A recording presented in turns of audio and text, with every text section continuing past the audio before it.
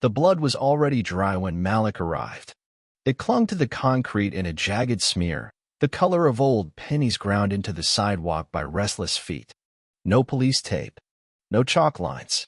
Just a silence that stretched its arms across the front steps of Copperville High, daring anyone to name what had happened there. He stepped off the bus, backpack hanging low, and froze. Students passed him without slowing, stepping around the stain like it was a puddle or a gum wad, something too familiar to notice. He counted them. 12 looked down. None stopped. 2 teachers stood nearby, eyes fixed on the horizon, their bodies stiff with the knowledge that saying nothing had become part of their job. The wind picked up. The blood didn't move. It had been scrubbed, maybe, but not well enough. It had soaked deep into the cement, where bleach couldn't reach. Inside, the halls buzzed in low tones, filled with a strange, nervous energy. The kind that clings to skin after something wrong has happened, but no one wants to admit it. Malik walked slowly, fingers curled tight around his bag straps. He didn't know the boy's name. He didn't even know if it had been a boy. All he'd heard were fragments. Something about the gym. Something about a fight. Something about that white kid who kept talking to him. Him. Malik. He kept walking. At his locker, 218, he found it again, the letter K, scratched into the metal deep enough to catch his thumbnail. It hadn't been there on Monday. It was there now. Alone, half a slur, the threat implied but unfinished. The cowardice of not saying it outright only made it worse. He stared at it for a long time before spinning the lock open. The day unrolled with deliberate indifference. First period English. Second row seat, right-hand side. The teacher glanced at him, called every name but his. When he raised his hand, she blinked as if noticing him for the first time. "Oh, you're new, aren't you?" He nodded. She moved on. In chemistry, his name was listed, but his lab station wasn't assigned. "You can observe today," the teacher said, brushing past him without slowing. She didn't look mean. She didn't look anything. Just busy. Detached. Trained. He sat at the edge of the room, watching others laugh and measure beakers, their voices cutting through the air with ease. Across the room, a girl with pale blonde hair, Sarah, maybe, caught his gaze. She didn't smile, didn't flinch, just looked at him for a beat too long, then turned back to her notes. At lunch, Malik walked the perimeter of the cafeteria twice before choosing the smallest table, near the exit. He opened his lunchbox, rice, pepper chicken, and plantains. The smell made someone snicker behind him. Damn, what is that? He closed it without eating, stared at his tray. The room was full of noise, but none of it was meant for him. He made it through the rest of the day without speaking to anyone. The air seemed heavier now, like the building itself knew it was lying. Outside, the stain was still there, darker now in the afternoon light. Someone had placed a trash can near it, as if to block the view without addressing it. He stared at it on his way out. That night, at dinner, he barely touched his food. His mother noticed. Something wrong. He hesitated, then shrugged. Just school. His father grunted. Keep your head down. His mother cut in gently. That only works when the ground isn't bleeding. Malik pushed his plate away. In bed, he stared at the ceiling, listening to the sound of the old fan overhead. He pictured the stain, wondered who had bled, wondered if it had been for him. He didn't sleep. By the end of his first week at Copperville High, Malik had stopped expecting his name to be called. In every class, he was seated in the back, unofficially, unspoken, enforced through body language and unreturned glances. Desks were always taken, even when they clearly weren't. Books forgotten, even when they weren't. Teachers assigned partners in science, history, even gym, and somehow Malik was always the one left over. You can work independently, they'd say, smiling like it was a compliment. Like they were giving him space. Like it wasn't a cage. He learned to disappear. He walked differently now, eyes down, steps careful. His movements were quiet but not weak. He moved like someone measuring every breath. Like someone walking through smoke and unsure of where the fire was. The school hallways were clean and pale, filled with plaques of athletic victories and faded photographs of graduating classes. Almost all white. Occasionally a dark face would show up, frozen in a smile that looked like it had taken work. The plaques always had dust. One afternoon, after a quiz, Malik lingered in the classroom to collect his thoughts. As the others filed out, he overheard one of the boys, Tyler, maybe, whisper to his friend, "Don't sit too close. You'll lose your spot on the honor roll." They laughed. It was soft, contained. Not loud enough to get caught. Loud enough for him to hear. He didn't turn around. He didn't cry either. Just folded his paper and walked out, head high. Outside, during break, he found a shaded spot beneath the stairwell and pulled out his notebook. Not for schoolwork, just blank pages. He didn't write words, not yet. Just lines. Shapes. Scribbles. Anything to keep his hands from curling into fists. That's when she walked past. The girl from chemistry. Sarah. She didn't say anything. Just glanced down at his sketchbook, then back at him. "Is that supposed to be fire or a storm?" she asked. He blinked. "I don't know." She nodded once, then walked away. The next day, she dropped a folded piece of paper into his locker. He opened it after class. No name. Just a poem. A hand raised in silence. Is still a hand. A voice unused. Is still a throat waiting to split the air. He read it 3 times. Memorized it by the 4th. At home, his mother was doing Zara's hair in the living room. His little sister winced, trying not to cry as her mother pulled through the tangles. "Payne's a visitor," his mother said gently. "It doesn't get to live here." Malik sat beside them, quiet. Watching. The next morning, Zara asked him to walk her to school. "Why?" he asked, tying his shoes. "Boys near the gas station said stuff. Mama says don't talk back. But they make fun of my hair." His throat tightened. He stood, picked up his bag, and nodded. "I got you." They walked in silence, her small hand brushing his. At school, he found another note in his locker. "Even if you speak no word, they've already written a story about you. You might as well write your own." He didn't know if Sarah was brave or just foolish. Or maybe both. But a part of him was starting to hope. Not loudly. Just enough to feel the edges of the silence softening.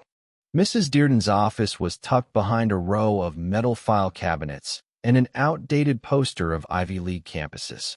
The hallway leading to her door always smelled like dust and old coffee, and the light above the entrance buzzed like it was struggling to stay awake. Most students avoided the place. Malik found himself drifting toward it more often than he intended. The first time he entered, it wasn't intentional.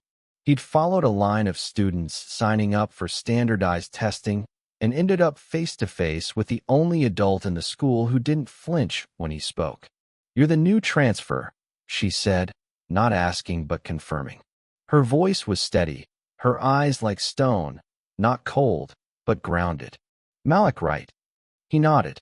She didn't smile. She just opened a drawer, pulled out a thick packet, and handed it to him. "College readiness materials. Start now." He stared at the packet. "I'm only a junior. You're already late." He took it. Inside were pages of scholarships, deadlines, essay questions, SAT guides.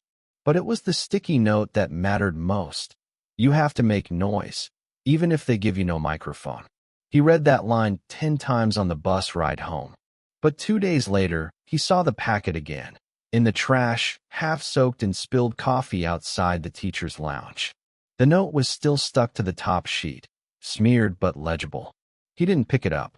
Inside the lounge, a voice laughed. "Wasting time on kids who won't even graduate here." Another joined in. She always did love rescuing strays. The laughter wasn't loud. It didn't need to be. That night, he didn't eat dinner. He told his mother he wasn't hungry. She didn't press. But when he passed the kitchen later, she was staring out the window, hands clenched around a dish rag like she was trying not to wring someone's neck. The next morning, Malik's locker had changed again. This time, the letter K was gone, scratched out, replaced by 3 letters, LOL. It wasn't a threat. It was mockery. They weren't afraid of him. They were amused. Sarah wasn't in class that day. He asked no one about her, but his ears were trained now, always listening for her name, for any hint. At lunch, he caught pieces of conversation. "Girl got shoved. She cried, I think." Shouldn't have been talking to him. By sixth period, Malik knew enough. She'd been pushed into a row of lockers near the library. No witnesses. No punishment. No mention on the intercom. She wouldn't return for a week. In her absence, he found a note in his locker. Same handwriting. Folded precisely. Bravery is just fear with direction. What are you doing with yours? He carried that note with him all day. In his pocket during class. In his palm as he sat under the stairwell, sketching again. This time a wall crumbling from the inside out. When she returned, her walk was slower. Her eyes didn't search the room anymore. She didn't look at him. But that afternoon, he found something new in his backpack. Not a note this time. A recorder. Small. Portable. Loaded with fresh batteries. He didn't know if it was a gift or a challenge. But he knew what it meant. Words mattered now. Not just his, but all of them. It was no longer about who had power. It was about who had evidence. It showed up on a Monday. A thin length of rope, tied with quiet precision, hanging from the lowest branch of the ancient oak tree that stood by the staff parking lot.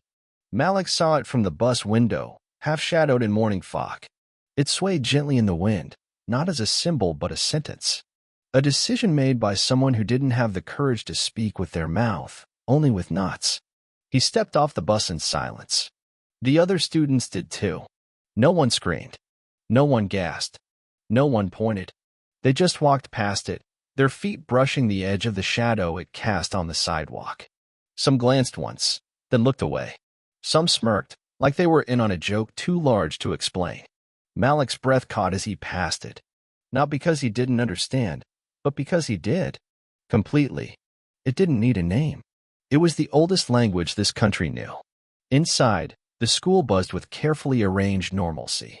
Teachers stood straighter. Administrators whispered. The intercom offered the day's lunch menu and weather report, but nothing else. No mention of what hung outside the window. No mention of who it might have been for. Malik sat in English class, hands clenched under the desk.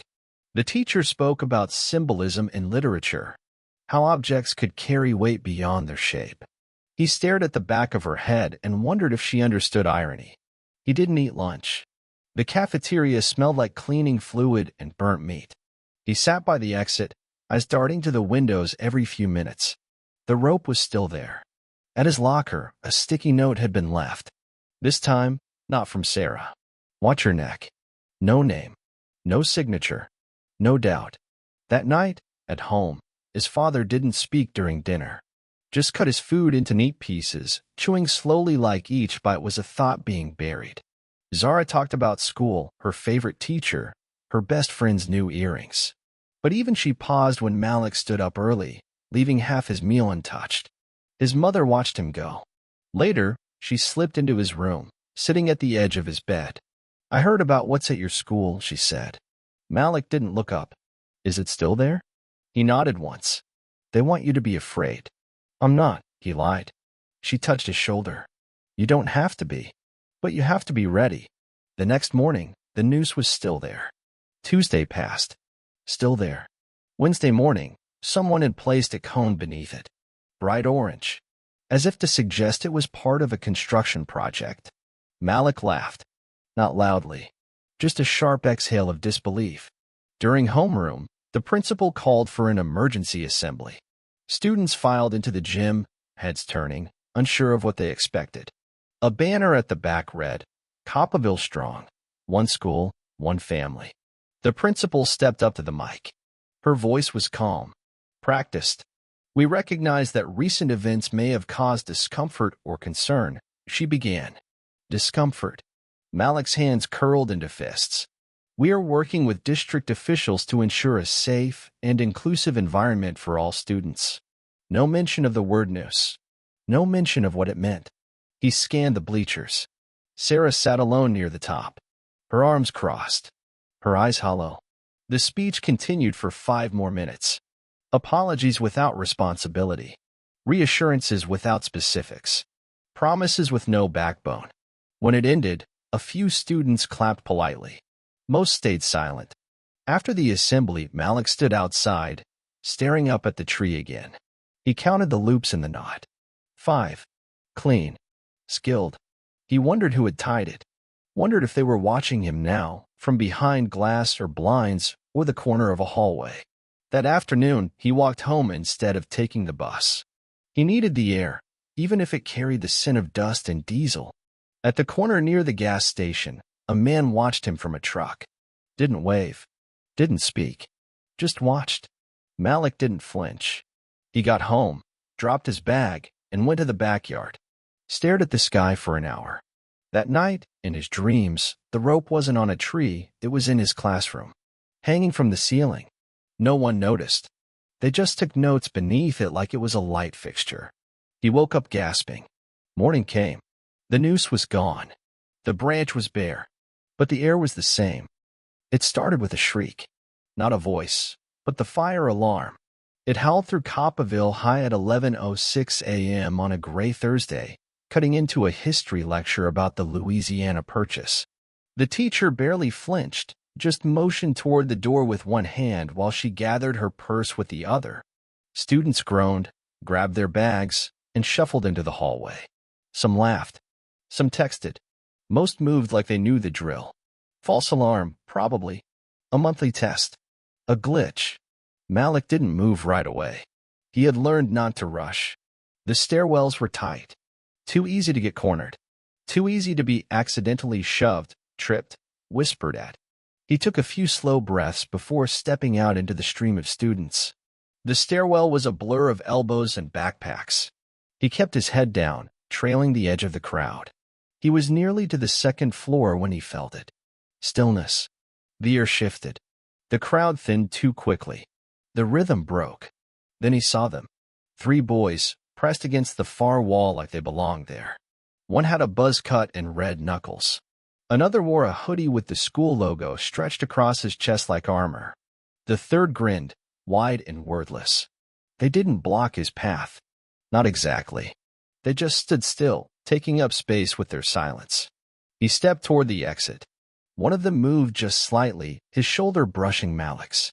"You think you're special?" he asked. Voice low. The kind of voice people use when they know no one is watching. Malik kept walking. "You think you're going to change this place with your little letters and your sad eyes?" He paused. That one caught him. Not because it was cruel, but because it was accurate. Another boy leaned closer. His breath smelled like mints and spit. "You keep talking. We'll talk back. Might be your sister next." Time froze. For 1 second, the hallway dissolved. The walls melted. The boys disappeared. All that existed was Zara's voice from days ago, asking him to walk her to school. The memory struck him harder than the threat. He didn't reply. He couldn't. By the time he reached the door, the crowd had caught up again. The boys vanished, absorbed into the current like they'd never been there at all. Outside, the sky threatened rain. Students gathered in the parking lot, chatting, stretching, gossiping. Someone lit a cigarette. A teacher turned a blind eye. Malik stood alone, watching the school. The alarm shut off. The all-clear came minutes later. Inside, Sarah sat alone in the art room. He found her there by accident, his feet pulling him down a hallway his brain hadn't approved. She didn't look up when he entered. "Why didn't you say anything?" she asked after a moment. Her voice was sharper than usual. Not angry, wounded. He sat across from her, hands in his lap. "They don't just hurt you," he said quietly. "They find who you love." She looked up then. Her eyes were swollen, but dry. "Then we're already bleeding," she said. He didn't answer. She pulled something from her pocket and pushed it across the table. A flash drive. "They use my locker as a drop point. Photos. Notes. Names." He stared at it. "Why give this to me?" "Because you're the only one they're watching hard enough to be afraid of." He took it. That night, he plugged it into the old family laptop. Dozens of files. Screenshots of messages. A list of locker combinations. A picture of Sarah's face, swollen and bruised. Proof. Not enough to shut the school down, but enough to name names. Enough to make noise. He clicked through them, teeth clenched. The last file was a video. Blurry. Shot from behind a gym window. It showed Malik walking down the hallway. It was dated 2 days before the fire drill. There was no sound. but the silence said everything. The following Monday began the way trauma often does, in stillness. The kind of stillness that clings to skin before a storm. Malik felt at the moment he stepped off the bus. A hesitation in the air. An absence in the rhythm of the morning. The students around him moved slower. Spoke less. Something had shifted. Inside, the whisper found him fast. Sarah. That was all it took. By third period, the full weight of the news dropped. She had been found early that morning, just before first bell, slumped near the gym exit, unconscious. Her backpack was torn. Her phone shattered. Her face bruised so badly the nurse couldn't clean the blood without reopening cuts. No witnesses. No cameras. No statements. Malik sat in chemistry, the hum of the fluorescent lights scraping against his thoughts. He thought of the flash drive in his backpack, of the boys in the stairwell, of her hands trembling as she passed it to him. He thought of how easy it had been for her to disappear. At lunch, the cafeteria was a low murmur.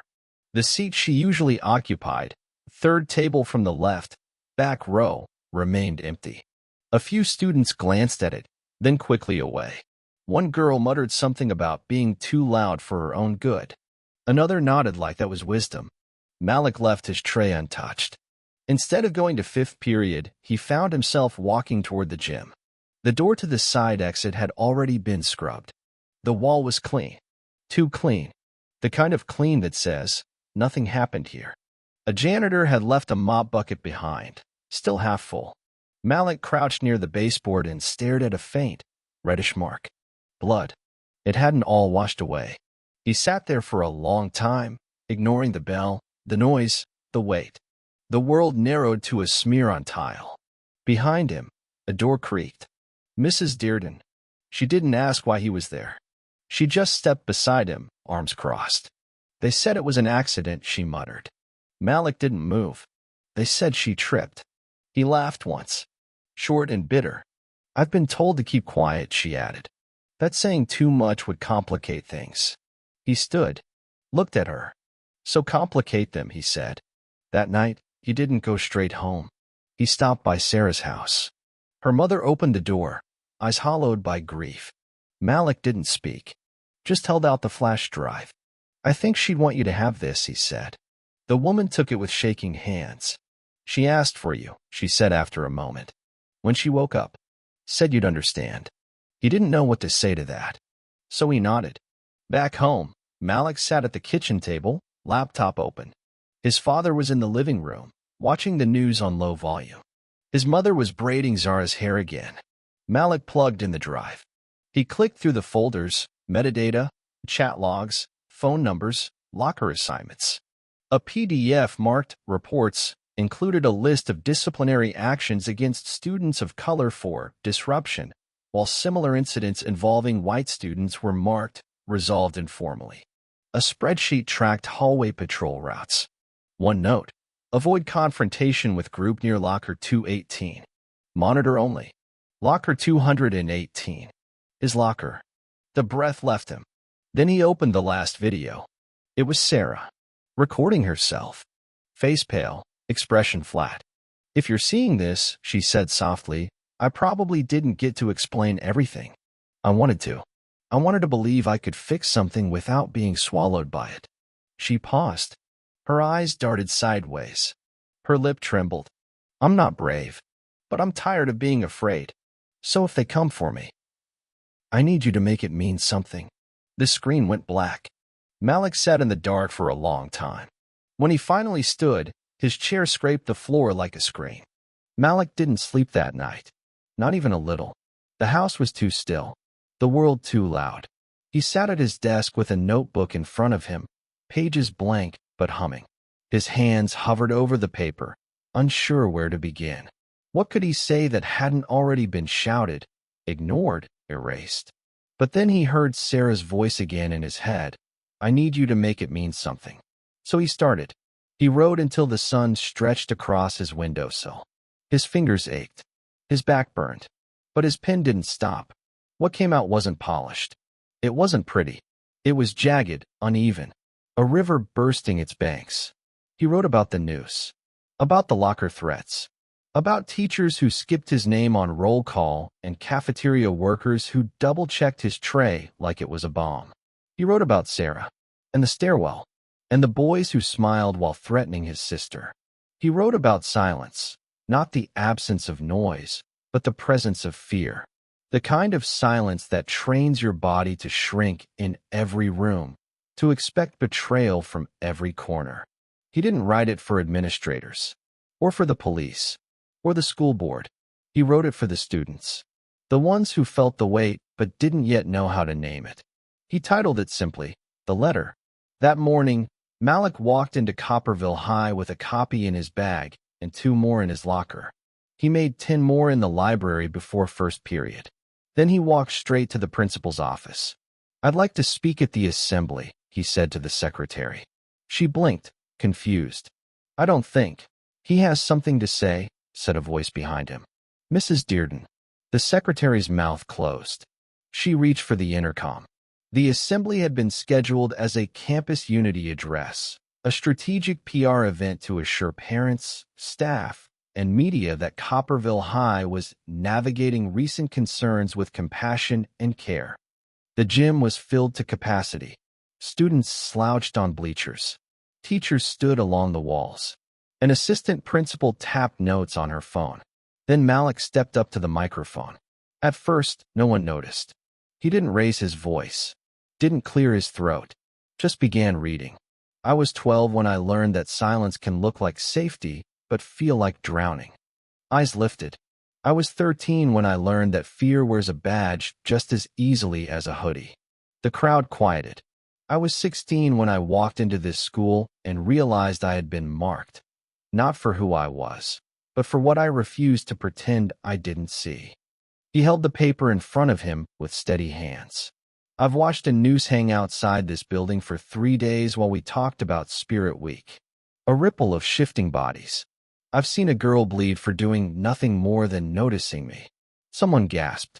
"I've been told to stay quiet, to work harder, to prove myself, to earn the right to exist without being targeted. I've done all of that. And still, here we are." He looked up. "I don't want apologies. I want mirrors. I want every one of you to look at what this place has become and ask yourself who you've let it chew through just to keep your own hands clean." The principal moved, about to interrupt. Mrs. Dearden stepped beside the AV tech and shook her head. Malik continued, "I didn't write this to be heard by the people in power. They're too busy covering their ears with policies. I wrote this for the ones who walk the same halls, eat at the same tables, sit in the same back row desks, and feel the same weight on their lungs." He finished, stepped away. At first, nothing, just the faint hum of the gym lights. Then 1 clap, then 2, then more. It wasn't a roar. It wasn't unanimous, but it was enough. Malik walked off the stage and handed his letter to a student in the front row. Then another, then another. Soon, copies were passing between hands faster than anyone could stop them. By the end of the day, half the school had read it. A quarter had printed more. It was being shared online by nightfall. And someone, no one knew who, taped a copy to the principal's door. In red marker across the top, they wrote, "We heard you." The quiet didn't vanish. It shifted. It no longer felt like a hand over Malik's mouth. Now it was the space after a storm, when the clouds part slowly and everyone walks through the aftermath, blinking. There were still shadows, but they no longer stretched unbroken. Copperville High did not erupt in protest. No one spray-painted slogans or walked out en masse. But something cracked. Something deep and long ignored. It began with whispers about Malik's letter, about the noose, about Sarah's bruised face and who might have put her there. Then came the questions. 2 students approached him in the hallway the following week, one black, one white, asking if they could start a forum. Just a space to talk, they said. To unlearn some of what we were never taught right. He said yes. Mrs. Dearden offered her room. They called it Period 0, a time before the first bell, before the masks went on. Then came the wall. It was Sarah's idea. A section of the library turned into a truth board, where students anonymously posted notes, confessions, and questions. Some were messy. some hurt, but all were real.